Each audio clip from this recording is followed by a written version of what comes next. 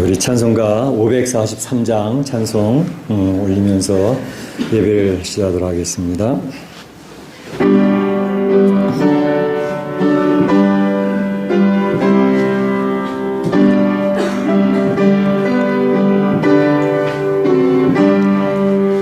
어려운 일을 당할 때 나의 믿음 적으나 의지하는 내 주를 더욱 의지합니다. 세월 지나갈수록 의지할 것뿐일세. 무슨 일을 당해도 예수 의지합니다. 성령께서 내 마음 밝게 비춰주시니 인도하심 따라서 주만 의지합니다. 세월 지나갈수록 의지할 것뿐일세. 무슨 일을 당해도 예수 의지합니다. 밝을 때의 노래와 어두울 때의 기도로 위태할 때 도움을 주께 간구합니다. 세월 지나갈수록 의지할 것뿐일세. 무슨 일을 당해도 의지합니다. 생명이 있을 동안에 예수 의지합니다.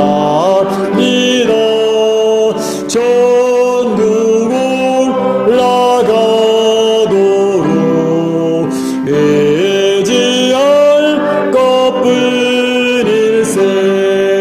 세월 지나갈수록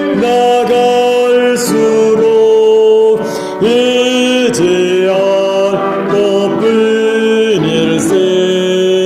무슨 일을 당해도 예수 의지합니다. 아멘. 오늘부터 임예성이 바뀌게 되겠습니다. 다 일어나셔서 주님 큰 영광 받으셔서 찬양하겠습니다.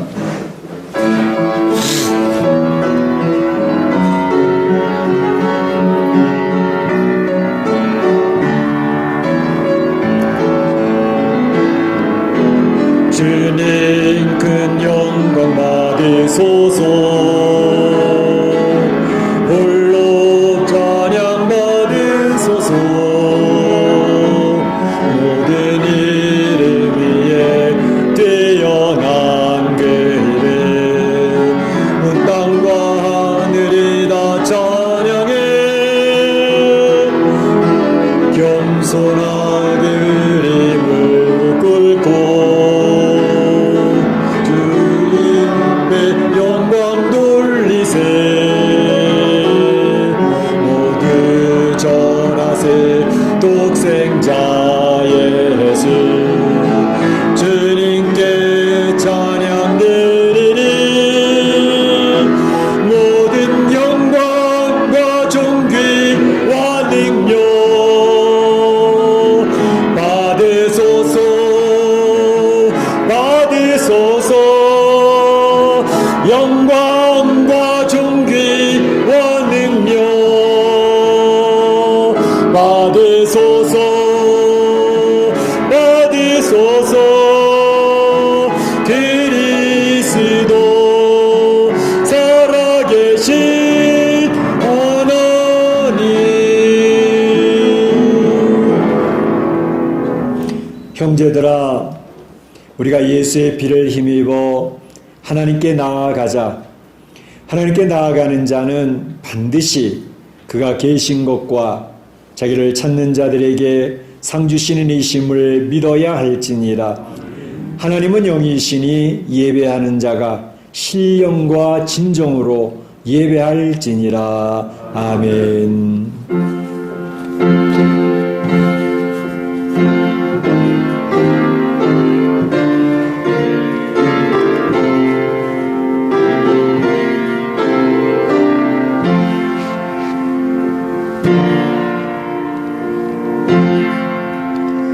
지금도 살아 계셔서 역사하시는 참 좋으신 우리 하나님 아버지께 영광과 찬송과 존귀를 올립니다. 주님이 그처럼이나 살아하시는 귀한 성도들을 원근 각지에서 불러 모아주시고 이렇게 하나님 앞에 마음과 뜻과 정성을 모두어 예배를 올릴 수 있는 귀한 특권을 허락해 주시니 감사합니다. 이 자리에 오지는 못했지만 각 가정에서 온라인으로 예배를 올리는 주의 사랑하는 성도들에게도 동일한 은혜를 허락하여 주시기를 원합니다. 이 예배 중에 하나님의 영광이 드러나기를 원합니다. 하나님의 임재가 체험되어지기를 원합니다. 우리 사랑하는 성도들이 이 이민의 삶을 살면서 특별히 코로나 재앙으로 인하여 많이 지쳐있고 두려워하고 있고 힘들어하고 있지만 살아계신 하나님이, 위로하시는 하나님이, 용기 주시는 하나님이 우리 사랑하는 성도들을 품어주시고 하나님께서 힘을 더하여 주시기를 간절히 바라옵고 원합니다. 그래서 이 예배가 그저 주일날 와서 1시간 예배를 채우고 가는 예배가 아니라 하나님의 영광을 바라보며 주님의 임재를 경험하며 하나님의 놀라우신 은혜를 선포할 수 있는 살아있는 예배가 되도록 축복하여 주시옵소서. 하나님 홀로 영광 취하시기를 소원하옵고 예수님의 이름으로 기원하옵나이다. 아멘.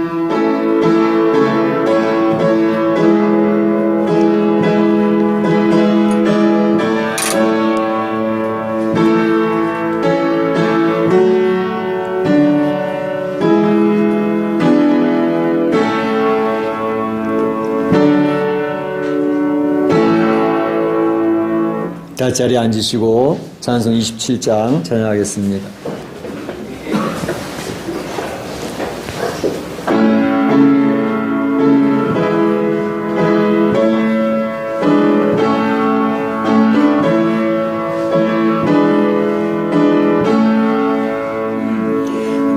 빛나고 높은 보좌와 그 위에 앉으신 주 예수 얼굴 영광 이해가 빛나는 해가 빛나는 지극히 높은 위엄과 한없는 자비를 무천사 소리하여 늘 찬송 드리네 늘 찬송 드리네 영주를 나를 살리려 그 영광 떠나서 그 부끄러운 십자가 날 위해 지셨네 날 위해 지셨네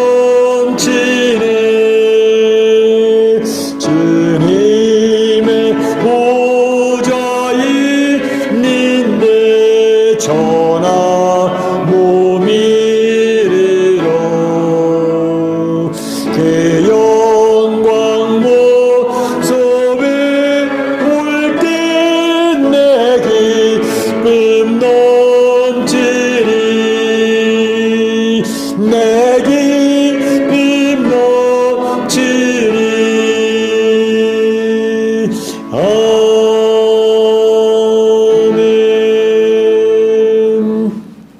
성시효독 40번이 되겠습니다. 성시효독 40번 시편 96편입니다. 새 노래로 여호와께 노래하라. 온 땅이여 여호와께 노래할지어다. 여호와께 노래하여 그의 이름을 송축하며 그의 구원을 날마다 선사할지어다. 그의 영광을 백성들 가운데에 그의 기이한 행적을 만민 가운데서 선포할지어다. 만국의 모든 식물은 우상이지만 여호와께서는 하늘을 지으셨습니다. 존귀와 위엄이 그의 앞에 있으며 능력과 아름다움이 그의 성소에 있다. 아름답고 거룩한 것으로 여호와께 예배할지어다. 온 땅이여 그 앞에서 떨지어다. 하늘은 기뻐하고 땅은 즐거워하며 바다와 거기에 충만한 것이 외치고 바다와 그 가운데 있는 모든 것은 즐거워할지어다. 그때 숲의 모든 나무들이 여호와 앞에서 즐거이 노래하리니 그가 의로 세계를 심판하시며 그의 진실하심으로 백성을 심판하시리로다. 아멘. 이 시간에는 우리 다 같이 한 목소리로 기도하는 시간이 되겠습니다. 지난 한 주간을 돌아보시기 바랍니다. 하나님은 눈에 보이지 않았지만 우리 삶의 가장 가까운 곳에서 여러분들을 인도하고 계셨습니다.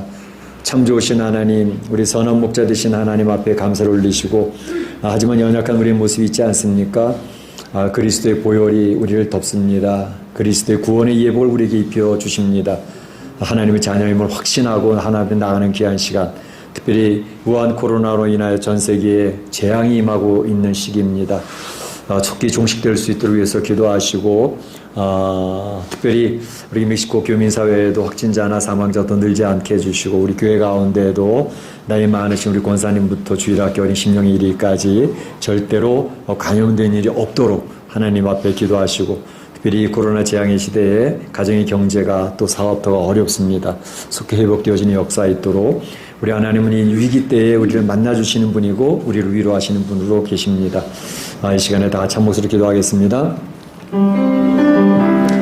사랑의 하나님 감사합니다. 오늘도 주님의 사랑하는 귀한 성도들과 함께 하나님 앞에 나아갑니다. 하나님 앞에 나아가면서 먼저 지난 한 주간에 우리의 영적인 보고서를 주 앞에 올리기를 원합니다. 하나님 우리 눈에 보이지 아니하고 우리의 손을 만지신 분은 아니었지만 우리의 삶 가운데서 가장 가까운 곳에서 우리의 일거수일투족을 살피시고 우리의 마음의 심령과 우리의 모든 것을 살피신 하나님이셨습니다. 그 하나님 앞에 우리의 모습들을 고백을 하며 주님 앞에 나아가기를 원합니다. 주님께서 선한 목자가 되셔서 저희를 위로하시고 격려하시고 푸른수하신 마음을 인도하신 분이셨습니다. 그럼에도 불구하고 저희들은 하나님 앞에 바로 서지 못하고 연약한 모습들이 있었습니다. 이 시간 그리스도의 보혈을 덧입혀 주시고 구원의 예복을 입은 것을 확신하며 주님 앞에 설 수 있도록 인도하여 주시기를 원합니다. 아버지 하나님, 특별히 코로나19로 인해서 우리 많은 사랑하는 사람들이 너무 힘들어하는 가운데 있습니다. 전 세계 3천만이 넘는 확진자들이 있어서 힘들어하고 있습니다. 저희들이 잘 회복될 수 있도록 주님 도와주시고 100만이 넘는 사망자들이 있습니다. 아버지, 저희들이 죽음 앞에 두려워 떨고 있는, 죽음 앞에서 힘들어하고 있는 가정들을 위로하시고 격려하여 주시고 부활의 주님을 기억을 하며 저들이 소망을 가질 수 있게 하시고 죄에 낙담하지 아니하도록 도와주시기를 간절히 바라옵고 원합니다.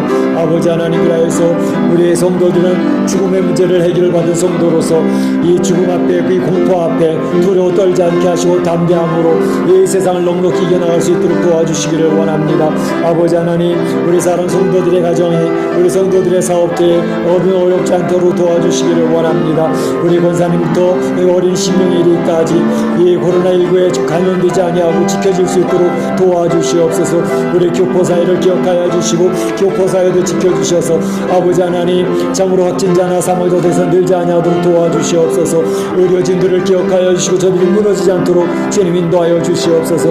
오늘 예배를 통하여 하나님 영광 홀로 받아주시며 우리 마지막 때를 어떻게 살아가야 될지 마지막 때에 하나님께서 알려주신 내용들을 기억을 하면서 예배하고 주님 준비하는 저희들의 심령들이 될 수 있도록 인도하여 주옵소서. 성령님께서 이 시간에 예배하시고 이 예배를 이끌어 주시옵소서. 그래 하나님 홀로 영광 취하여 주옵소서.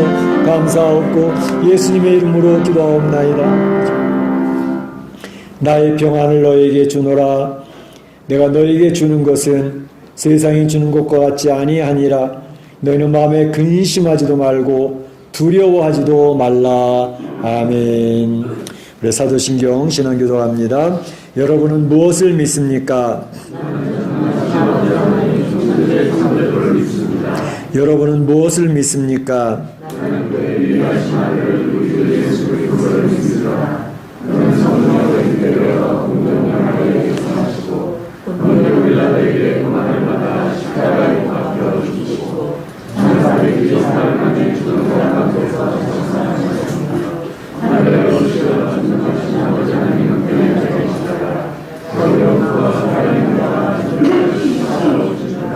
여러분은 무엇을 믿습니까?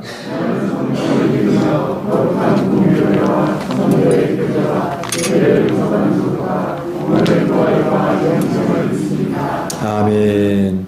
찬송가 543장 하나님께 찬양 올립니다.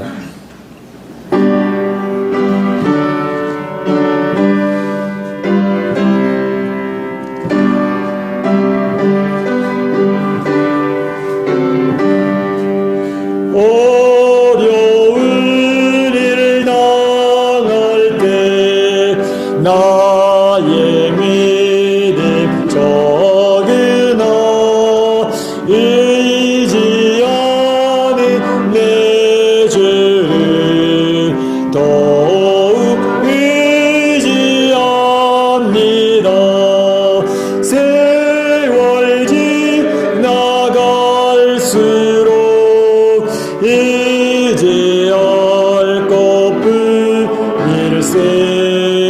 무슨 일을 당해도 예수 의지합니다. 성령께서 내 마음 밝게 비춰주시니 인도하심 따라서 세월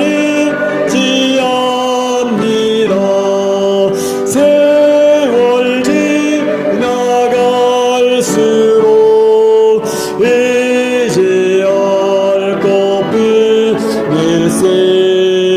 무슨 일을 당해도 예수 의지합니다.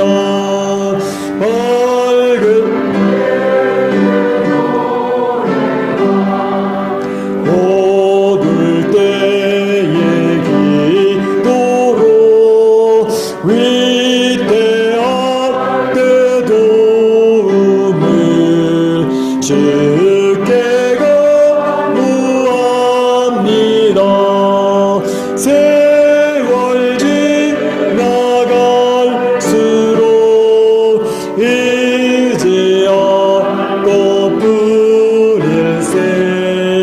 무슨 일을 당해도 예수 의지합니다. 생명이 있을 동안에 의지합니다.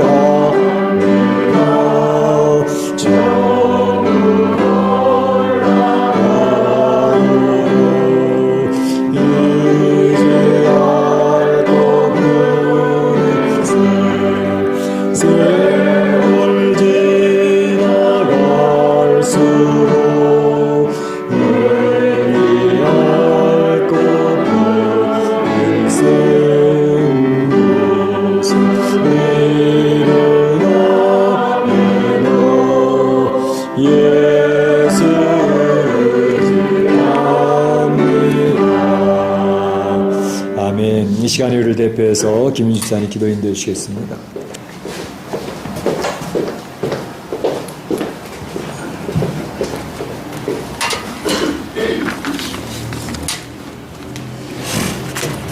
다 같이 기도드리겠습니다. 천지 만물을 창조하시고 인간의 생사 화복을 주관하시며 역사를 이끄시는 전지전능하신 여호와 하나님 아버지께 영광과 존귀와 찬양을 올려드립니다. 아멘. 지난 한 주간도 하나님과 온전히 동행하고 의지하며 살지 못했음에도 기다려주시고 손잡아 주심을 감사드립니다.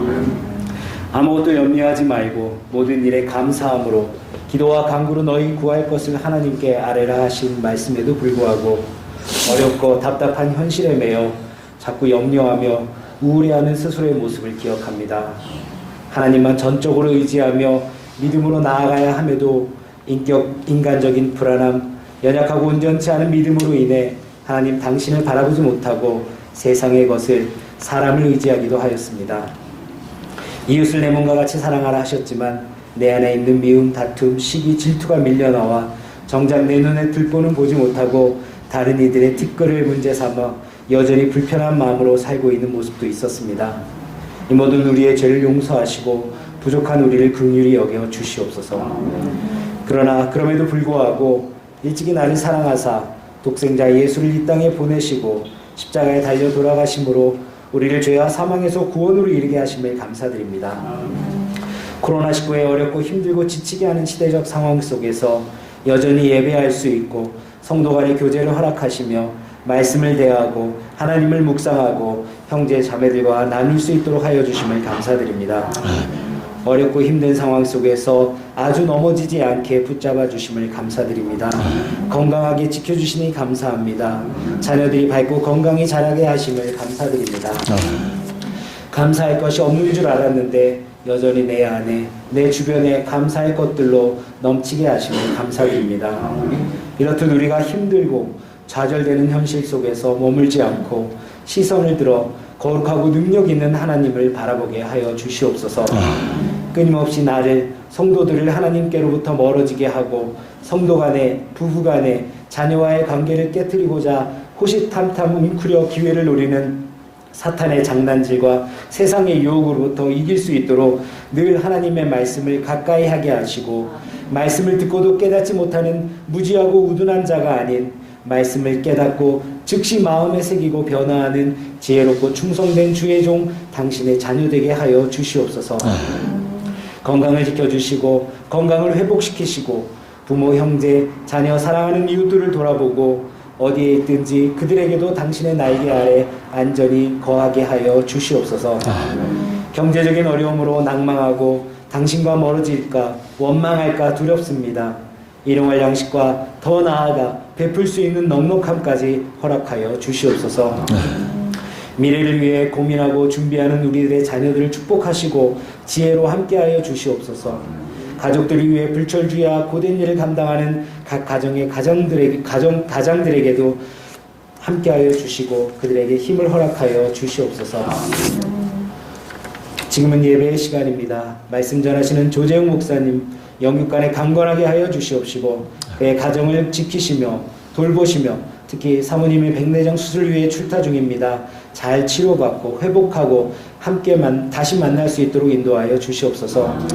오늘 전하는 하나님의 말씀 성령 가운데 함께하여 주시고 우리 마음속 깊이 깨달아지는 또한 열매 맺는 은혜를 허락하여 주시옵소서.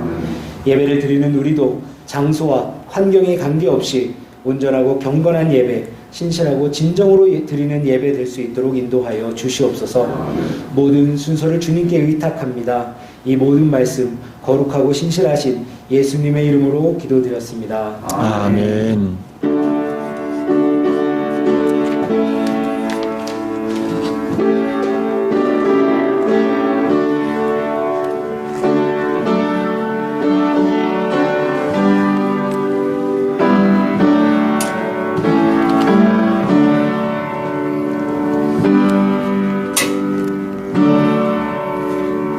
나와 나의 백성이 무엇이 간데 저럼 즐거운 마음으로 들을 힘이 있었나이까.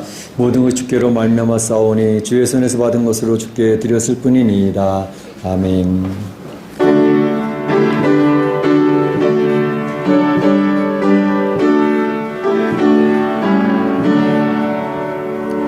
내게 내 모든 것을 아낌없이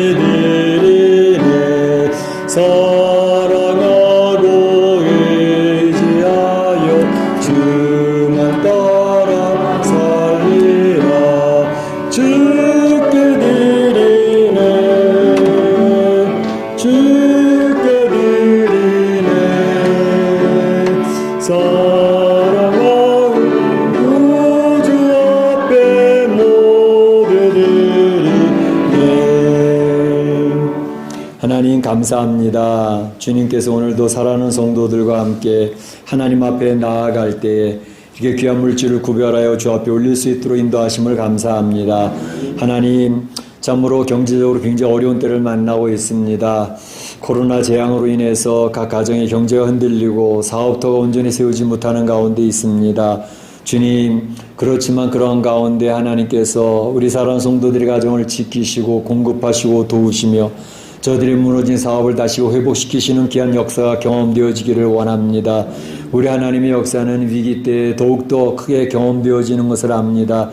이렇게 재앙을 당하고 경제적으로 어려움을 당할 때 주님을 바라보고 부르짖으며 주님 앞에 기도하는 성도들의 기도에 응답하여 주셔서 너무나도 경제적 어려움 당치 아니하도록 도와주시기를 원합니다. 건강의 복도 지켜주시어서 많은 사람들이 참 이렇게 감염이 되어져서 3천만이 넘는 이런 지구상에 많은 사람들이 감염자가 되어져 있는 가운데 있습니다. 아버지 하나님, 저들이 잘 견디고 인내해서 회복되어지는 역사에 있도록 인도하여 주시고 우리 사랑하는 성도들은 이것에 감염되지 아니하도록 주님이 지금까지도 에베네셀로 지켜주셨지만 앞으로도 더욱더 지켜주고 도와주셔서 이 위기가 지나갈 때까지 감염되는 성도 한 명도 없도록 지켜주시기를 원합니다. 아버지 하나님, 이러한 육체적인 건강도 중요하지만 무엇보다도 영적인 건강을 지켜주옵소서. 자칫 저희가 모이지 못함으로 말미암아 영적으로 나태해지기 쉽고 참으로 교회와 멀어지기 쉽고 신앙적으로 멀어지기 쉬운 때를 만나고 있습니다. 이럴 때 하나님 더욱더 긴장하고 하나님 앞에 나아가 엎드려서 주님과 깊은 교제소로 돌아갈 수 있도록 도와주시옵소서. 이 드려진 물질을 통하여 하나님 영광 받아주시기를 원합니다. 하나님께서 참으로 저희의 하나님 나라 확장되어진 일들을 감당하게 하여 주시고 더 주님의 교회가 든든히 세워져 갈 수 있게 하시고 잃어버림이 찾아지는 귀한 역사를 감당할 수 있는 주님의 맡겨진 사명 감당하는 교회 공동체가 되도록 인도하여 주옵소서. 하나님 홀로 영광 받으실 줄로 믿사옵고 예수님의 이름으로 기도하옵나이다. 아멘.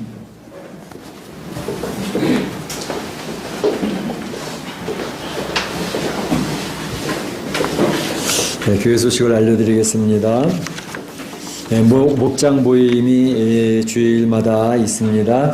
오늘은 바울 목장이 5시에 모여서 교제를 하도록 하겠습니다. 바울 목장 식구들 많이 들어와 주시길 바라고, 다음 둘째 주에는 모세 목장 2시에, 셋째 주는 다윗 목장 6시, 넷째 주는 베드로 목장 1시에 모이도록 그렇게 하겠습니다. 혹시 시간이 변동될 때는 저는 미리 알려주시면 조정하도록 하겠습니다. 이 코로나19로 인해 가지고 우리가 자칫 신앙에서 멀어질 가능성이 많습니다. 특별히 골방기도에 힘써 주시길 바랍니다. 많은 사람들이 생각하기를 이 코로나가 끝나고 난 다음에 정상적으로 회복이 된다 하더라도 교회 성도들은 30-40% 정도 줄어들 것이다, 이렇게 예측을 하고 있습니다. 왜냐하면 가정에서 예배드리는 게 익숙해졌기 때문에 교회 안 나가고 집에서 예배드려도 괜찮네, 그렇게 생각하는 성도들이 많아질 것이라는 것입니다. 그래서 한국교회도 굉장히 위기의식을 가지고 있고 많은 성도들이 교회 나오지 아니하는 그런 역사가 있을 가능성이 있다고 생각하기 때문에 특별히 이런 때일수록 하나님과의 교제가 깊어질 수 있도록 자기 자신을 하나님 앞에 나아갈 수 있도록 힘쓰시길 바랍니다. 골방기도가 그래서 중요합니다. 골방기도 힘써주시기 바랍니다. 특별히 지금 이제 멕시코도 확진자가 이제 조금씩 줄어드는 것 같아요. 사망자도 줄고 있고, 전 세계적으로 이제 이 코로나 바이러스가 변종이 돼서 그런지 옛날처럼 이렇게 치명적이질 않다 그래요. 그래서 점점 약화되어지는 그런 변종들이기 때문에 더 전염은 많이 되지만 이렇게 치명적이진 않다. 그래서 가볍게 지나갈 수 있다, 그런 얘기들도 있긴 한데, 어쨌든 이제 더 이상 이게 감염되지 아니하도록 아주 지나칠 정도로 좀 조심을 하시는 게 필요하겠습니다. 그래서 우리 들어오실 때도 이렇게 열 체크도 해주시고 늘 조심해 주시고 성도들이 감염되지 않도록 해주시기 바라는데, 오늘 제가 나올 때 이렇게 안내석에다가 스티커를 하나 놔뒀어요. 한 20장 정도 붙어 있는데 그 스티커가 우리 몸 온도 체온계입니다. 그래서 저도 여기다 이렇게 붙였어요. 이렇게 붙였는데 거기 있을 때는 이제 밤색으로 되어져 있는데 몸에 붙이고 나면 이게 그린색으로 바뀝니다. 이게 36.5도가 되면 그린색이에요. 그리고 이제 조금보다 1도, 2도 높아지면 노란색으로 바뀌어져 갑니다. 그래서 여기다 붙이고 다니면 내가 온도가 지금 온도가 떨어졌다 올라갔다는 게 체크가 됩니다. 우리 강장로님이 저한테 주셔서 제가 그걸 열심히 사용해서 한 일주일 정도 한 번 붙이 일주일 정도는 가더라고요. 그러니까 떨어지지 않고 가니까 그냥 계속 2주 가도 떨어지지만 않으면 계속 워킹을 합니다. 그러니까 한번 20장 있으니까 가실 때 한 분씩 한번 붙여보시고 테스트를 한번 해보시기 바랍니다. 그래서 내 온도 지금 정상적인 온도다, 또 낮았다, 높았다, 그걸 점검할 수 있으니까 한번 해보시면 도움이 되겠습니다. 그리고 우리 성도님들이 중보기도에도 열심히 나와주셔서 감사하고요. 우리 성도님들이 어쨌든 기도하고 말씀 묵상에 너무 힘써 주시기를 바랍니다. 하나님 말씀 보도록 하겠습니다. 요한계시록 9장 1절에서 21절 말씀까지 기도하겠습니다.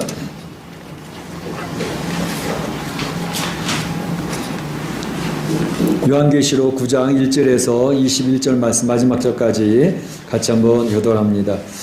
제가 될 수 있으면 성경을 좀 많이 읽으려고 그렇게 합니다. 왜냐하면 몇 절 읽고 설교하는 것보다 전체적인 내용을 읽어보는 것은 굉장히 성도들이 이해하는 데 도움이 되기 때문에 될 수 있는 대로 성경을 잘 이해하는 그런 것이 굉장히 필요하기 때문에 성경을 좀 많아도 길어도 다 읽습니다. 같이 기도합니다. 다섯째 천사가 나팔을 불매 내가 보니 하늘에서 땅에 떨어진 별 하나가 있는데 그가 무조갱의 열쇠를 받았더라.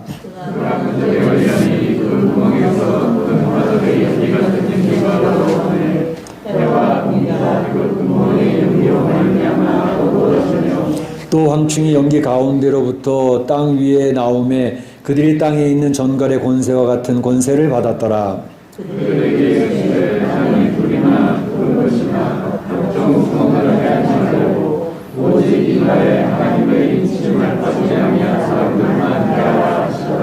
그러나 그들을 죽이지는 못하게 하시고 5달 동안 괴롭게만 하게 하시는데 그 괴롭게 함은 정갈이 사람을 쏠 때 괴롭게 함과 같더라. 사람들이 죽기를 구하여도 죽지 못하고 죽고 싶으나 죽음이 그들을 피하리로다. 황충들의 모양은 전쟁을 위하여 준비한 말들 같고 그 머리에 금 같은 관 비슷한 것을 썼으며 그 얼굴은 사람의 얼굴 같고 또 여자의 머리 같은 머리털이 있고 그 이빨은 사자의 이빨 같으며 또 철 호심경 같은 호심경이 있고 그 날개들의 소리는 병거와 많은 말들이 전쟁터로 달려들어가는 소리 같으며 또 정갈과 같은 머리와 손사슬이요 그 머리에는 그들에게 왕이 있으니 무조갱의 사자라. 히브리어로는 그 이름이 아바돈이요 헬라어로는 그 이름이 아볼루온이더라.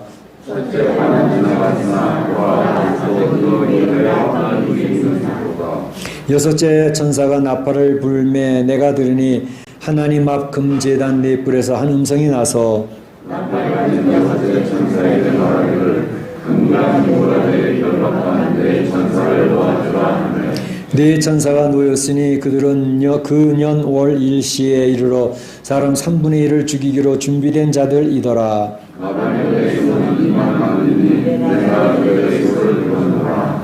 이 같은 환상 가운데 그 말들과 그 위에 탄 자들을 보니 불빛, 자줏빛과 유황빛, 호심경이 있고 또 말들의 머리는 사자 머리와 같고 그 입에서는 불과 연기와 유황이 나오더라.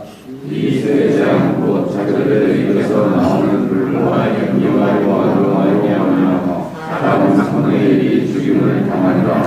이 말들의 힘은 입과 꼬리에 있으니 꼬리는 뱀 같고 또 꼬리에 머리가 있어 이것으로 해하더라. 이 자에 죽지 않고 나는 사람은 서로 행한 일을 회개하지 아니하고 오히려 여러 귀신과 또는 보거나 듣거나 하지 못하는 그 눈과 목소리를 우상에게 하고 같이 옵니다. 또 그 살인과 복술과 음행과 도둑질을 회개하지 아니하더라. 아멘. 네, 저희가 이제 요한계시록을 차례대로 순서대로 좀 살펴보는 중에 있습니다. 그래서 1장부터 3장까지는 7교회의 모습들을 살펴보았고요. 그리고 4장, 5장에는 하나님의 보좌의 그 형상들을 살펴보았습니다. 그리고 6장에서는 이제 7인의 재앙 가운데 6인의 재앙이 있는 것을 살펴보았고, 이제 8장, 9장에서는 7 나팔의 재앙이 나오고 있죠. 그래서 요한계시록 가운데 토막 7 재앙, 일곱 인의 재앙, 일곱 나팔의 재앙, 일곱 대접의 재앙 가운데 일곱 인의 재앙은 이제 마쳤고 일곱 나팔의 재앙을 좀 살펴보는 중에 있습니다.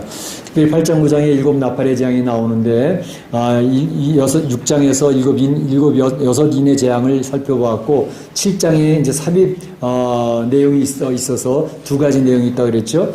그래서 그는 14만 4천이 하나님에게 인침을 받아서 하나님의 보호의 대상이 되어졌다는 것과 또 환란을 통과했던 흰옷 입은 큰 무리들이 있어서 이제 그 흰옷 입은 큰 무리나 14만 4천이나 구원받은 하나님의 나라 백성들을 이야기하는 것이라는 것을 설명을 드렸습니다.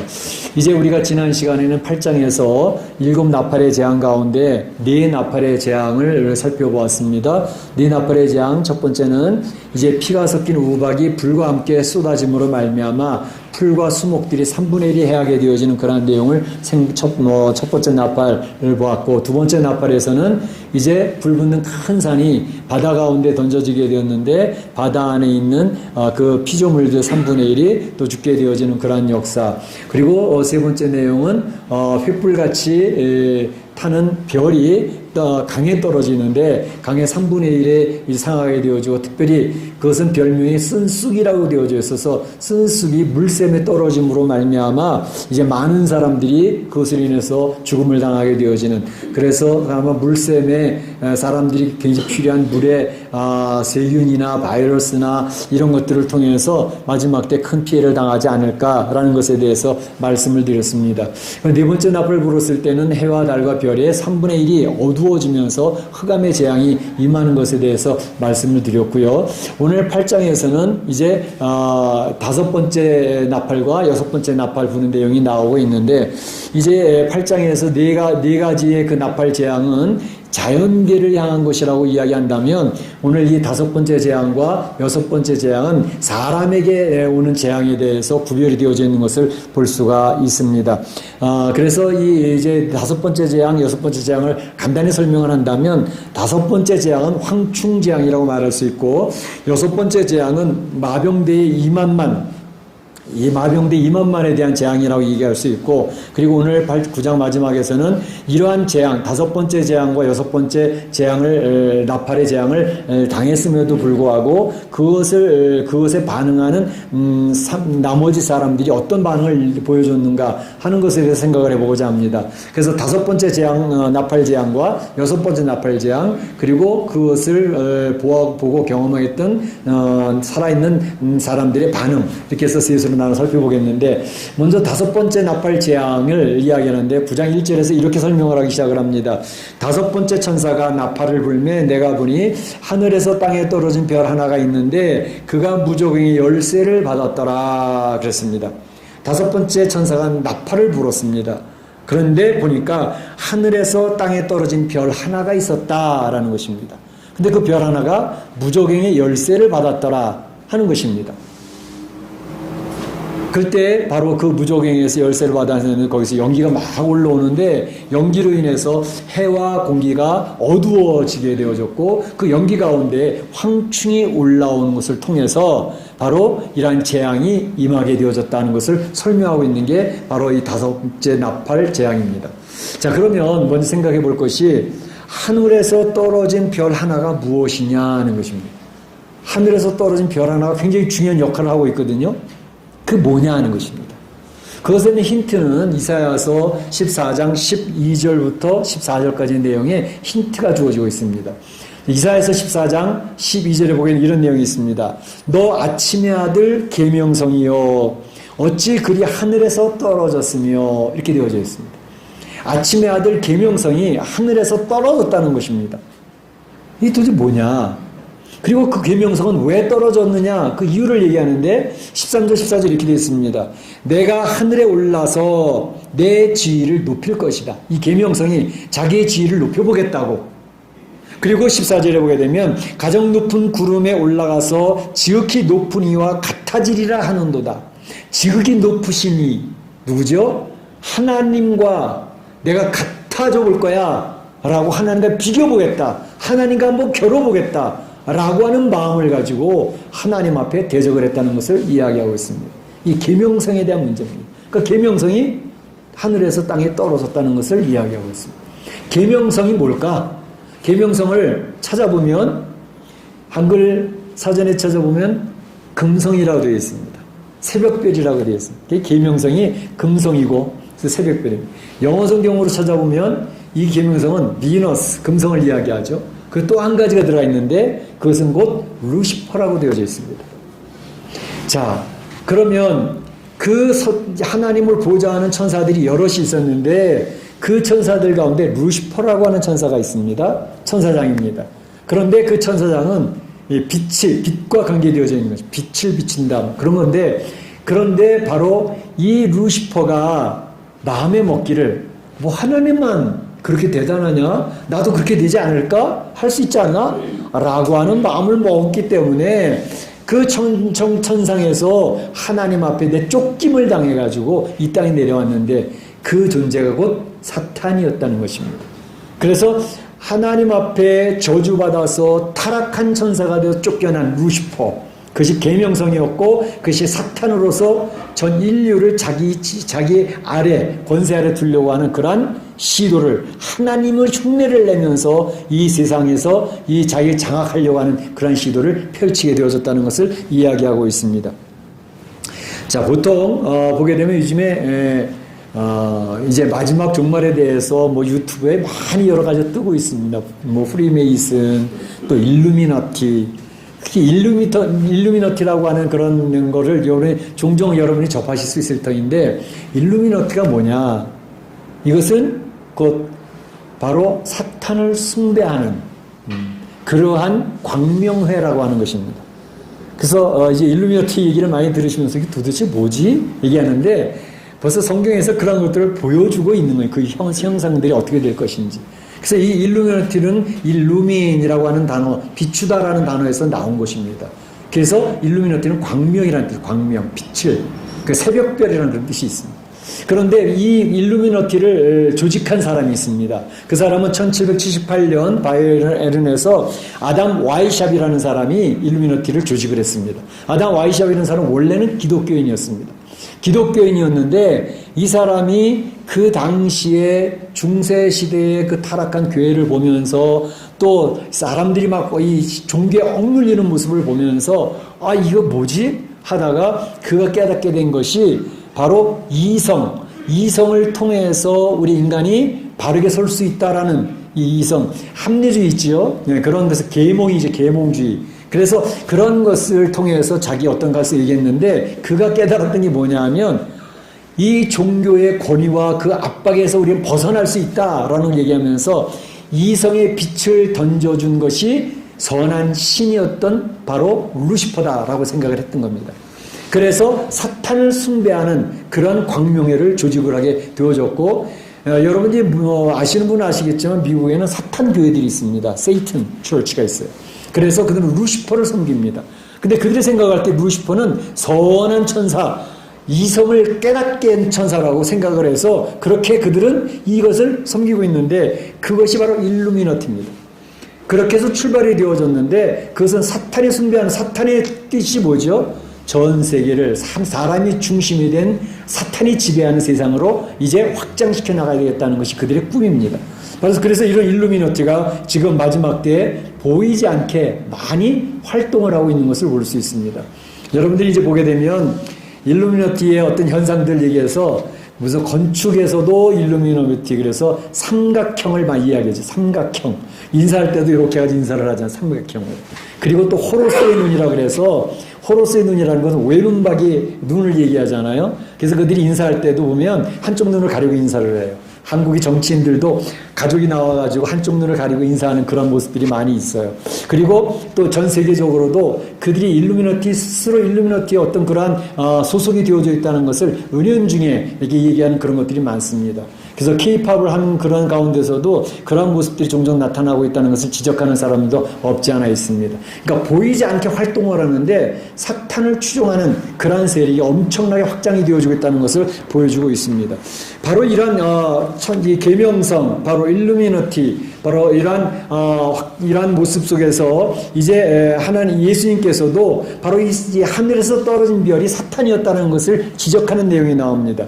누가복음 10장 18절에 보게 되면 예수께서 이르시되 사탄이 하늘로서 번개같이 떨어지는 것을 내가 보았노라 라고 이야기를 하고 있습니다.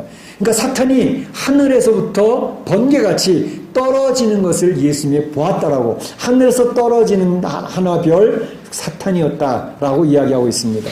그런데 이 사탄이 대단하잖아요. 지금 세력이 전 세계에 사탄이 지배하는 세상으로 만들어가려고 하는 보이지 않는 그러한 엄청난 세력들이 굉장히 많이 있는데, 바로 그러한 그들의 운명이 어떻게 될 것인가.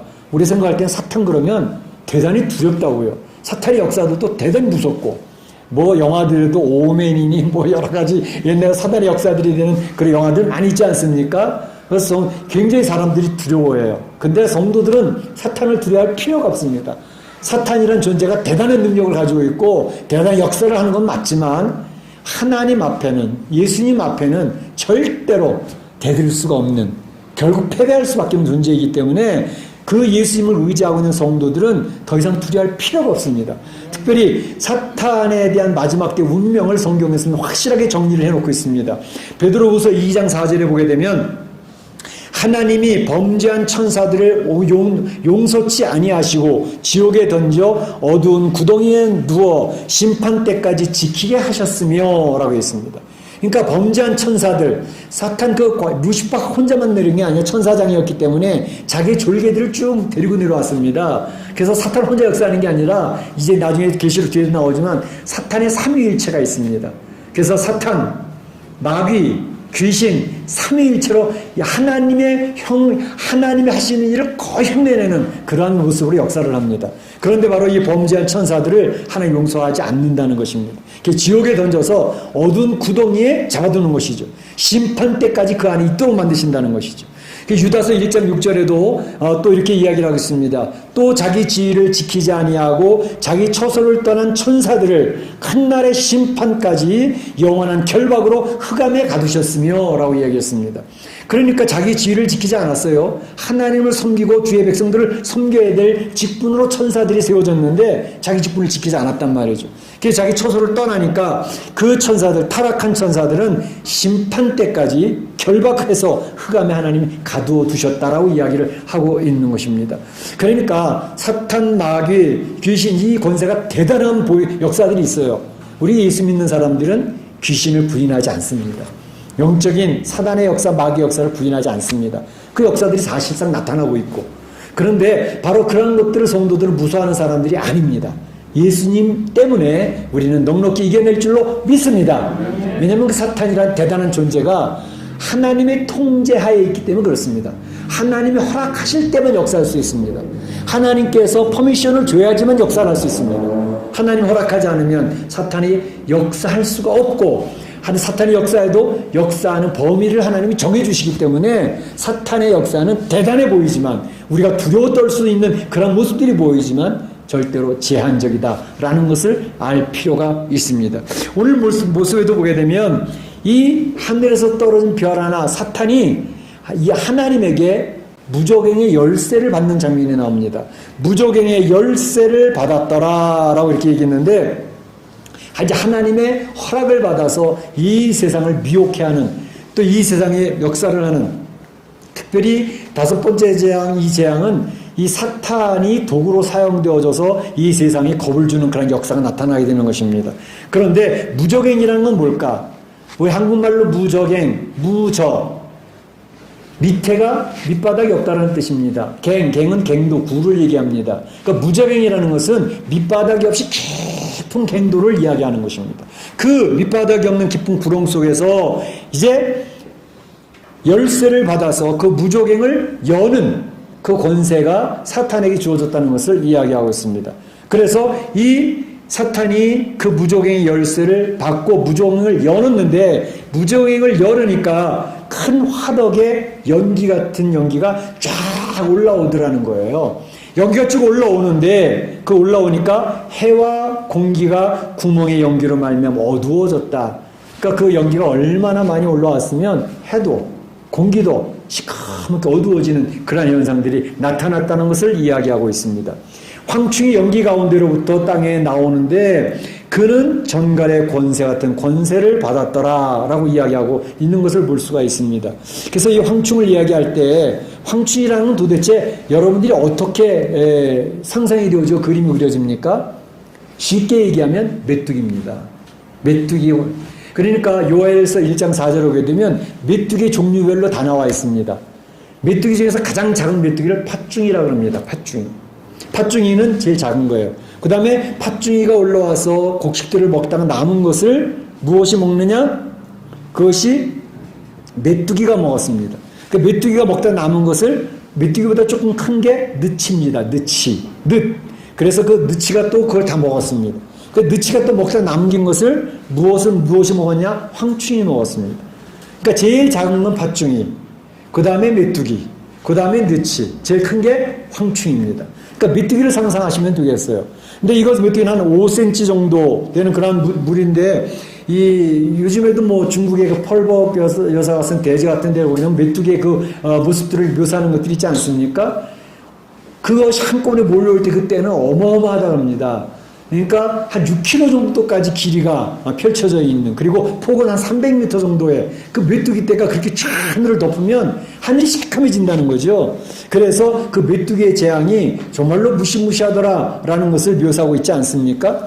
바로 이런 황충의 재앙을 이야기하는데, 오늘 성경에서는 그 황충의 모습을 아주 재미있게 묘사를 하고 있습니다. 첫째, 황충은 그 모양이 전쟁터로 달려가는 말과 같다라고 얘기를 하고 있습니다. 그 전쟁터로 달리는 말과 같다는데, 여기서 말이라고 표현한 것은 황충이 기동력과 공격력이 대단했다는 것을 이야기하고 있습니다. 뿐만 아니라 그것은 이제 머리털이 있는데, 머리털은 여자 머리털과 같이 되어졌다라고 했습니다. 여자 머리털은 바로 여자 머리털의 그 의미는 여자들이 그 유혹하고 미혹하는 어떤 그런 매력, 그러니까 머리털은 매력을 얘기하거든요. 매력이 있었다는 것이죠. 환란기나 이러한 마지막 때에 대단히 중요한 활약을 한 그런 어떤 세력, 그러한 것이 이 황충의 모습으로 되어져 있다라고 얘기했습니다.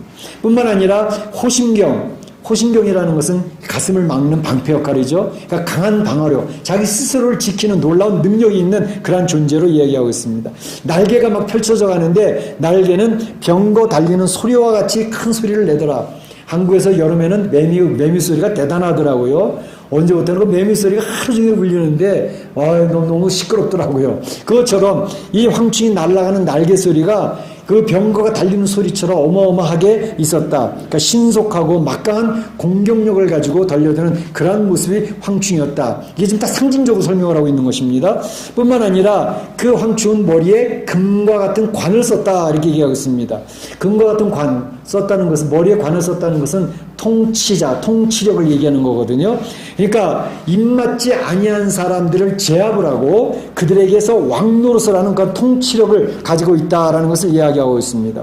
또 얼굴은 황충인데 메뚜기 얼굴이 아니라 사람 얼굴이라고 그랬습니다. 그 사람의 얼굴을 얘기해, 사람을 얘기할 때는 항상 만물의 영장, 지혜로운 존재를 이야기하는 것입니다.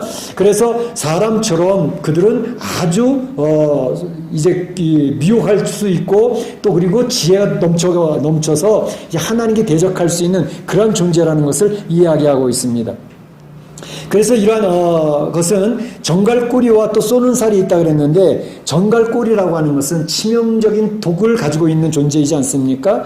그래서 이러한 것을 통해 가지고 이제 오늘날 코로나처럼 얼마나 치명적이고 독성이 강합니까? 이제 지금 100만 명이 죽지 않았습니까? 그런데 이제 앞으로 보게 되면 더 많은 사람들을 죽이게 되어지는 그런 역사들이 있는데, 이제 3분의 1을 해하게 되어지는 그런 역사들이 있죠. 그러니까 그러한 역사들 가운데에서 이 치명적인 것은 이제 이러한 전염병이 될 수도 있고, 특별히 여기서 어떤 전염병뿐만 아니라, 그러니까 금관당통해서 통치력을 가지고 이제 안 믿는 사람들을 지배하는 것처럼, 특별히 이 황충 재앙은 믿지 않는 사람을 대상으로 하고 있습니다.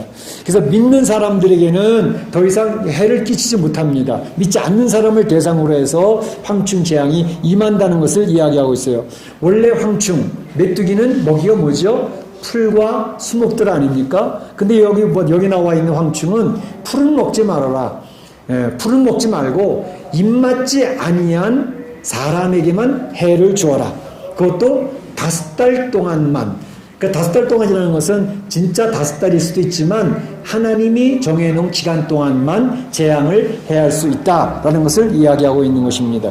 그래서 이러한 것을 이야기하면서 황충의 이 모습을 설명하면서 이야기하는 내용은 이제 이러한 재앙들이 강하게 임하게 짐으로 말미암아 세상 사람들이 엄청나게 힘들어한다는 것입니다. 그 힘들어한 내용들이 뭐냐 하면 너무너무 힘든데 이 황충 재앙의 제한은 뭐냐면 사람을 죽이는 것은 하나님이 금하셨어요. 그래서 괴롭히기만 하는데 이 정갈 물린 자의 극심한 고통처럼 고통을 당하는 그러한 것입니다. 6절에 보게 되면 너무너무 고통스러워서 그날에는 사람들이 죽기를 구하여도 얻지 못하고 죽고 싶으나 저희의 죽음을 패하리로다 라고 이야기하고 있는 것을 볼 수가 있습니다. 그러니까 이 재앙이 황충 재앙이 임하게 될 때에는 엄청나게 많은 사람들에게 폐를 끼치고 많은 사람들이 이제 정신을 잃게 되어지는 그런 일들이 생기게 되는데 특별히 여기 보게 되면 육체적인 어떠한 그런 재앙이 임하기도 하겠지만 이것은 사상과 이념에 대한 재앙도 또 임하게 될 것을 볼 수 있습니다. 믿지 아니하는 사람을 대상으로 하고 있지 않습니까? 믿지 아니하는 사람을 대상으로 한다는 것은 그들의 영혼에 치명적인 독을 심어놓기 때문에 그들이 그 이념이나 사상에서 벗어나지 못함으로 말미암아 괴로워하게 된다는 것을 이해하고 있습니다. 오늘날에도 굉장히 힘든 것들이 뭐냐 하면 이 김일성 주체사상을 가진 사람들은요 거기서 벗어나지 못합니다. 어릴 때부터 주체사상 교육을 받잖아요. 그럼 그것이 머릿속에 딱 가치관으로 자리 잡기 때문에 김일성 일가에 대한 우상 숭배에서 벗어나지 못합니다. 그럼 그러한 사상의 가치관을 잘 잡으면 그 다음부터는 바로 자기를 죽이는 독이 되어집니다. 뿐만 아니라 자기가 속해 있는 공동체에도 큰 피해를 주게 되어지는 거죠. 그래서 이러한 사상들이 이제 그 사람은 어떤 가치관을 가졌느냐에 따라서 그 삶이 달라지기 때문에 이 세상 살아가는 사람들은 저마다의 가치관을 가지고 살아가는데 이러한 김일성 주체 사상을 가진 공산주의 사상을 가진 사람들은 절대로 하나님을 받아들일 수가 없는 것입니다. 그래서 하나님 앞에 대적하는 그런 역사가 있게 되어지는 것을 볼 수 있습니다. 그래서 우리는 지금 마지막 때에는 성경의 가치관을 가진 하나님을 섬기는 사람들이냐 아니면 하나님이 없다는 공산주의를 섬기는 자로서의 이 세상 사람을 중심으로 한 그런 가치관을 가지고 살아갈 것이냐 이 싸움이 신랄하게 지금 굉장히 치열하게 벌어지고 있는 것입니다. 여러분이 보셔서 아시겠지만 미국의 대통령 선거가 단순히 그냥 대선의 모습이 아니고 지금 그 두 가지가 딱 갈라져 있는 모습입니다. 성경의 가치관을 중심으로 해서 하나님을 섬기는 나라가 될 것인가 아니면 하나님이 없다고 하는 그런 사회주의적인 성격을 가지고 이 인간이 중심이 된 나라를 세울 것이냐 그 싸움이 지금 치열하게 벌어지고 있는 것을 볼 수가 있습니다. 점점 갈수록 하나님을 이야기하면 그 사람들은 이 세상으로부터 공격을 당하게 될 것입니다.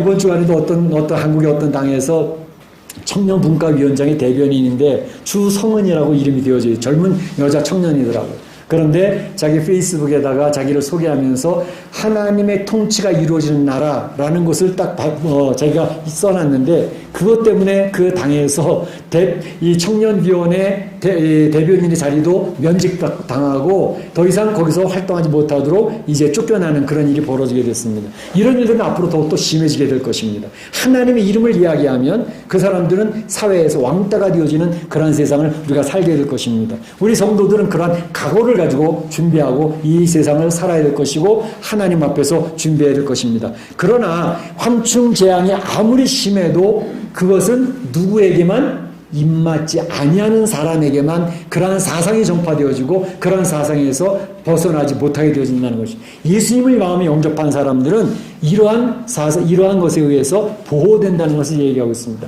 마치 출애굽기 시대에 10가지 재앙이 있을 때에 10가지 재앙이 애국 사람들에게는 다 내려졌지만 고생 땅 하나님의 백성에게 10가지 재앙이 절대 임하지 않았던 것과 동일합니다. 그렇기 때문에 성도들은 바로 이 마지막 때에 이러한 사상 싸움에 있어서도 이러한 잘못된 사상에 물들지 아니하고 그것을 이겨낼 수 있는 힘이 있다는 사실, 하나님이 보았는 사실을 믿으시기를 축원합니다. 축복합니다. 그 다음에 6번째 나팔 재앙의 내용은 뭐냐면 이제 마병대의 2만만의 재앙입니다. 이건 뭐냐면 마병대가 2만만이면 몇이죠? 숫자로 2억입니다. 2억. 그러니까 마병대가 2억이 재앙을 이제 일으키는 그런 얘기를 얘기하고 있습니다. 이것은 어떻게 해서 시작이 되어졌느냐? 오늘 본문에 보게 되면 금단 넷불에서 한 음성이 났습니다. 금향단. 하나님 보좌에 설명을 할 때 금향단이 어디 있었죠? 하나님 보좌 앞에 있습니다. 그리고 이 금향단의 내용은 입맞은 자, 5번째 입맞은 자의 내용 중에서 그 제단 밑에서 순교자들이 외치는 간구하는 소리가 있었습니다. 뭐라고요? 우리 순교의 피를 흘린 것을 언제 갚아주시겠습니까? 언제까지 기다려야 됩니까? 라고 또 순교자들이 외침이 있지 않았습니까? 그 외침에 대한 응답으로 임하게 되는 것입니다. 뿐만 아니라 이 8장을 시작을 하면서 나팔장이 시작되기 전에 먼저 금향단의 향과 성도들의 기도가 담겨져서 하나님 보좌 앞으로 올라가는 장면이 있었습니다.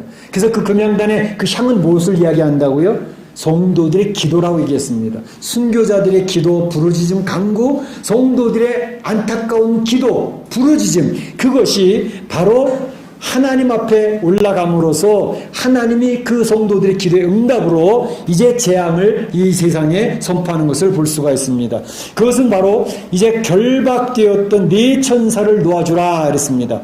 큰 강 유브라데에 그제 결박되었던 4천사를 놓아주라 이렇게 이야기함으로써 그 결박되었던 4천사가 풀어지면서 이 마병대 2만만의 군사를 이제 끌고 내려오는 내용을 이야기하고 있습니다. 특별히 큰 강 유브라데에 결박되었던 4천사라고 이야기하는 것은 왜 유브라데라는 단어가 자꾸 나올까? 유브라데라는 단어가 구약에서 나와야지 왜 신약에서도 나올까? 신약에도 여러 군데 있거든요. 유브라데란 큰 강 유브라데는 지금 어디쯤이에요? 이라크, 이란, 티그리스강, 유프라데스강 있잖아요. 그 지역을 이야기할 때에 바로 하나님께서는 창세기 15장 18절에서 아브라함에게 하나님께서 주시는 기업의 땅을 이야기할 때에 유프라테스 강까지 너희 땅이야 라고 선언을 하셨습니다. 유프라테 강이라는 것은 하나님이 경계로 세워주신 땅을 이야기합니다. 그래서 마지막 이제 다윗 왕 때와 솔로몬 왕 때는 유프라테스 강까지 바로 그 지형을 넓히게 되어졌죠. 그런데 바로 이 하나님의 백성의 경계 지역인 유프라테스 강을 넘어서 결박되었던 4천사가 들어오게 된다는 것을 이야기하고 있습니다. 그 들어오는 사람들이 바로 4천사를 앞세우고 들어오게 되어지는데 그 유프라테 건너오는 그 군대가 이 2만만, 마병대 군대가 2만만이 2억의 군대가 내려온다는 것을 이야기하고 있습니다. 물론 여기서 2억이라는 것은 문자 그대로 2억의 사람일 수도 있지만 이것은 허다하게 많은 수의 군대를 이야기한다고 이야기하는 게 필요합니다. 특별히 계시록 16장 12절을 보게 되면 대접의 재앙을 이야기할 때 6번째 대접의 재앙에 이 유프라테스 강의 내용이 또 나옵니다. 거기서 이렇게 되어 있습니다. 유프라테강 강물이 말라버려가지고 동방에서 오는 왕들의 길이 예비되었더라 이렇게 얘기했습니다.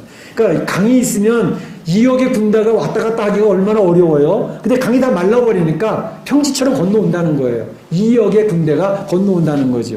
그래서 이제 어떤 분은 문자적으로 해석하는 분 중에서 이것을 이렇게 해석하는 분도 있습니다. 아마도 유프라테강 동쪽에서 2억의 군대를 가질 만한 나라가 누가 있을까? 2억의 군대를 가질 수 있는 나라는 14억의 중공밖에 없다. 그러니까 중공군 중에서 2억의 군대가 아마도 러시아나 이제 반미 세력이 있지 않습니까? 하나님을 중심으로 한 미국을 이제 대체하고 싸우려고 하는 중공, 러시아 또는 유프라데강 바로 옆에 있는 이란 뭐 이런 나라들이 유프라데강 건너가지고 예루살렘으로 막 침공해 올 것이다 라고 이렇게 문자적인 해석을 하는 분도 있습니다. 근데 성경의 해석이 문자적인 해석도 때로는 기억할 필요가 있지만 문자적인 해석만 하다 보면 거기에 맞추려고 그러다 보면 말이 잘 안 되는 그런 해석들도 있을 수 있거든요. 그러니까 그게 문자적으로 해석하는 것도 참고는 하지만 꼭 그것을 그렇다라고 확정짓고 단정져서 얘기하기 힘든 것들이 많이 있습니다. 그래서 이 마병대 2만만을 설명할 때 상징적으로 볼 필요가 있는 것입니다. 그러니까 여기서 보면 마병대 2만만을 표현할 때 이렇게 얘기하죠. 그 말머리는 사자머리 같다 이렇게 얘기해요. 사자머리. 마병대가 오는데 말을 타고 오는데 그 말의 머리가 사자머리 같이 생겼다는 거죠. 사자를 의미할 때는 기동력이나 용맹성이나 파괴력이 대단하다는 것을 이야기하고 있습니다. 신속하게 상대를 제압하고 정복하는 능력이 있는 그러한 엄청난 군대가 이제 몰려오게 될 것이라는 것을 이야기하고 있습니다. 또 이 마병대의 말은 입과 꼬리에 힘이 넘친다라고 얘기를 하고 있는데 그 입과 꼬리를 얘기할 때 그 꼬리는 뱀같이 생겼고 뱀머리와 같이 또 머리가 있더라 얘기를 하고 있습니다. 뱀같이 생겼다는 것은 뱀은 항상 사탄을 의미하지 않습니까? 또 머리가 있다는 것은 사람의 지혜를 얘기하는 것입니다. 그러니까 뱀같이 사탄이 사람의 지혜와 같이 교활한 그런 술책과 거짓을 가지고 이러한 재앙을 이 세상에 선포하게 될 것인데 그런데 이 마병대가 올려올 때에 그들의 모습은 불꽃과 자줏빛과 유황빛과 호심경까지 있어서 불과 영과 유황을 가지고 막 펼치면서 다가오는데 이것이 무시무시한 그런 광경이 벌어진다는 것을 이야기하고 있습니다. 이것은 불과 유황, 연기 이런 것들은 전쟁이 일어나면 화염, 폭염 이런 것들이 쭉 보여지는 그런 것을 얘기할 수 있는데 대규모의 전쟁이 마지막 때에 있게 된다는 것을 이야기하고 있습니다. 화학무기나 또 전자무기나 또 그전에 우리가 봤던 것처럼 전쟁을 중계하지 않습니까? 요즘에는 전쟁을 실시간 중계하는 그런 모습을 우리 보지 않았습니까? 불꽃놀이 하듯이 마치 여기저기서 막 폭탄이 터지고 비행기가 쏘고 하는 그것을 우리가 TV를 통해서 보고 있지 않았었습니까? 그런 것처럼 마지막 때 이런 일들이 벌어지게 될 터인데 정말로 마지막 때의 전쟁으로 얼마나 많은 사람이 죽을까? 오늘 본문에서는 그 제한을 3분의 1의 사람이 죽게 되어진다는 걸 얘기하고 있습니다. 3분의 1 얼마나 될까요? 지금 지구의 인구가 75억입니다. 3분의 1이면 25억 명이 죽는다는 것을 이야기하고 있어요. 에이 목사님 아무리 어떻게 25억 명이 죽을 수 있겠어요. 성경이 얘기한다니까요. 3분의 1이 죽고 25억 명이 죽고 50억 명이 남을 것이다 얘기하고 있다고요. 그런데 가능한 내용을 설명해 볼까요? 자, 1945년 7월 16일 날 미국 뉴멕시코 사막에서 중요한 실험을 하나 했습니다. 새벽 5시 30분에 이제 미국의 과학자들이 실험을 했는데 그건 핵실험이었습니다. 핵실험을 했는데 그 핵심을 폭발 실험을 하는데 그들이 그걸 보고 나서 너무 놀래가지고 그 과학자들이 고백한 게 하나님 우리는 지옥을 이 땅에 창조하였습니다. 지옥을 이 땅에 창조하였습니다. 그런 고백을 했단 말이죠. 1945년 7월 16일 날 5시 30분 뉴멕시코 사막에서. 그리고 한 달 뒤에 그것을 실제로 사용을 했는데 어딜까요? 1945년 8월 15일 히로시마와 나가사키에 그 원자폭탄이 떨어진 것입니다. 얼마나 무시무시한 내용이었습니다. 그런데 지금 그 당시 그 원자폭탄과는 비교도 되지 않는 핵무기가 지금은 모든 나라에 준비가 되어 있다는 것이에요. 지금 2020년도에 핵 보유 사항을 제가 찾아봤어요. 찾아봤더니 미국의 핵폭탄이 보유되어져 있는 것이 5,800기가 있어요. 실전 배치된 게 1,750기가 배치가 되어져 있어요.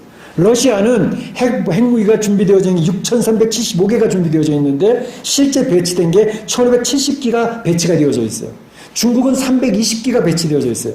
북한은 20개에서 6개 사이에 그런 핵무기가 준비되어져 있다고 얘기합니다. 북한은 특별히 생화학무기도 5,000톤이 준비되어 있어요. 5,000톤. 물샘을 다 세균으로 채우고도 남을 얘기입니다.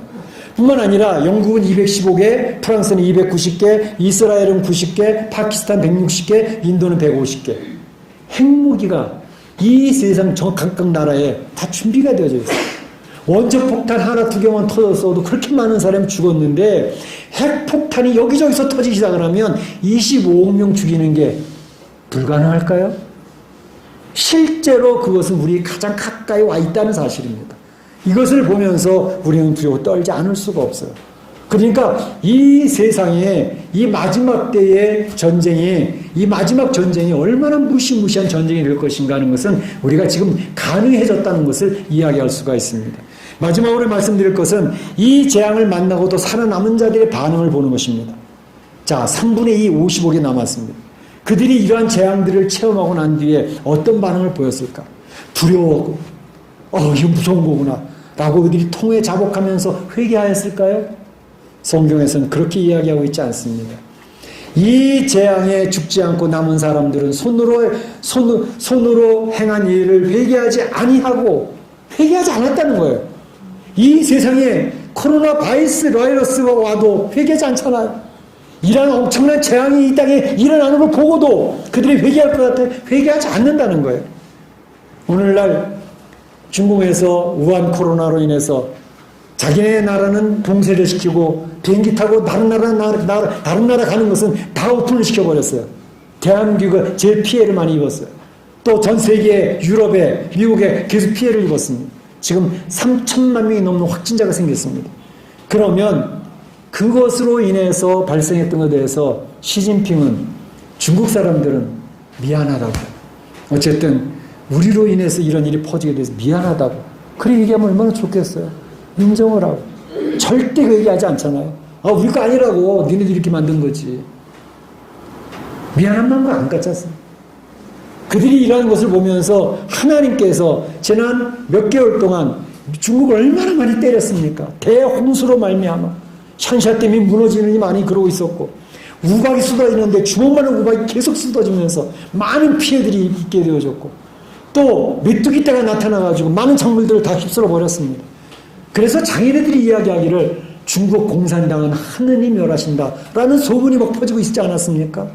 그럼에도 중국 공산당 CCP는 절대로 회개하지 않습니다. 하느님이 있긴 어디 있어? 말도 안 되는 소리 하지도 말라고. 하나님을 인지하지도 않고 그것에 대해서 회개하지도 않습니다. 그런데 바로 이러한 모습은 예수님의 재림 전에도 동일하게 일어날 것입니다. 재림 전에 별별 희한한 일이 많이 일어나도 회개하지 않는 사람, 입맞지 아니하는 사람은 절대 회개하지 않습니다. 오히려 그들은 살인과 복술과 음행과 도둑질을 회개하지, 더더욱 죄악을 범하면서 하나님 있길 어디 있느냐고, 하나님 믿는 예수 믿는 사람들을 다 잡아 죽여야 된다고, 그리고 교회를 공격하고 가정들을 공격하게 될 것입니다. 그래서 빌리 그레함 목사님이 이런 얘기를 하셨습니다. 이 시대는 주님의 재림, 시대의 심판의 날이 12시 5분 전입니다. 5분만 지나면 세상 끝납니다. 라는 이야기를 했어요. 이러한 요한계시의 내용을 보면서 우리가 기억해야 될 것은, 이 재앙도 무시무시한데 우리 성도들은 고센 땅처럼 지켜줄 수 있다는 것이 얼마나 감사한지. 그럼에도 많은 세상에 이러한 놀라운 무시무시한 두려운 이러한 재앙이 임해도, 코로나가 임해도 아무도 회개하지 않지 않습니까? 그 이상의 이제 재앙들이 임해도 믿지 않는 사람은 절대 회개하지 않습니다.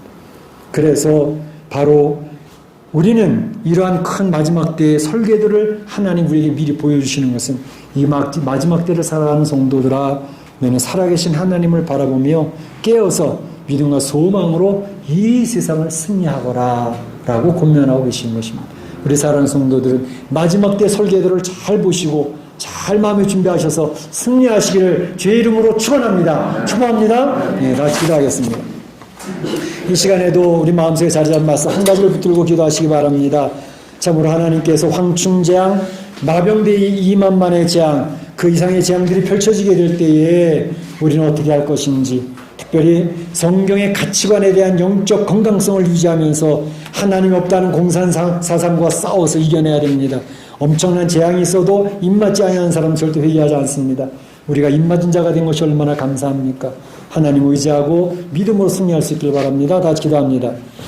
사랑의 하나님 감사합니다. 우리 요한계시록을 통해서 마지막 때의 설계도를 보여주셨습니다. 예수님이 재림 직전에 어떤 일들이 벌어질 것을 보여주십니다. 하나님, 이러한 내용들을 저희가 한 귀를 듣고 한 귀를 흘리지 않게 하시고, 하나님 아버지 말씀 앞에 두렵고 떨림으로 서서 마지막 때를 준비하고 재앙을 준비할 수 있는 신령들이 되도록 인도하여 주시옵소서. 그래서 주님 어서 오시옵소서. 내가 맞이할 수 있는 주의 백성 되도록 주님 역사하여 주시옵소서. 감사하고 예수님의 이름으로 기도하옵나이다. 아멘. 다 같이 일어나셔서 날 구원하신 주 감사 찬양 올리겠습니다.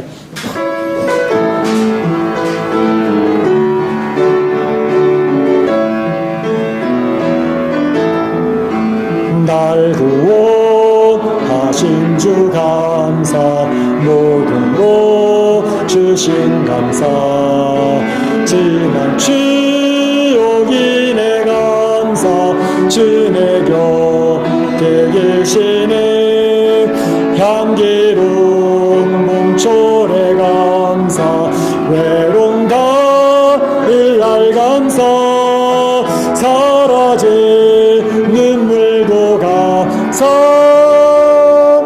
나의 영혼 평안해. 지금은 우리 구주 예수 그리스도의 은혜와 하나님 아버지의 그 크신 사랑하심과 성령님의 감동감화 교통하심이 오늘 5번째 장, 6번째 나팔장을 보면서 마지막 때의 설교들을 보여주신 하나님 앞에 이 세상이 앞으로 어떻게 될 것인지를 바르게 인지하고 믿는 성도로서 마음의 준비를 하고 잘 준비하여 참으로 하나님 앞에서 아름답게 세워지기로 소원하는 우리 온 성도들 머리와 가정과 자녀와 일터 가운데 우리 교회 가운데 이제로부터 영원토록 함께 있을지어다. 아멘.